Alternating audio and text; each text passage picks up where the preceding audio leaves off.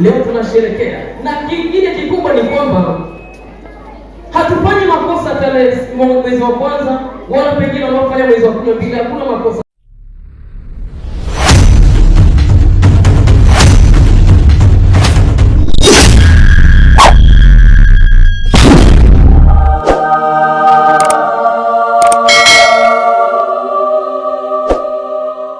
Leo tunasherehekea, na kingine kikubwa ni kwamba hatufanyi makosa tarehe mwezi wa kwanza, wala pengine wanaofanya mwezi wa 12. Hakuna makosa, kwa sababu tarehe mwezi wa kwanza ukija kuangalia kwenye letu, huwezi ukamwona Yesu Kristo.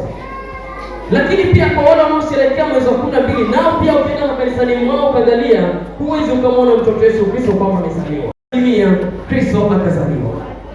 Yesu Kristo alipozaliwa, miaka yote na vitu vyote, leo tuna 2026, si kwamba ni baada ya ulimwengu kuumbwa. Hapana, huu 2026 ni baada ya Yesu Kristo kuutwaa binadamu.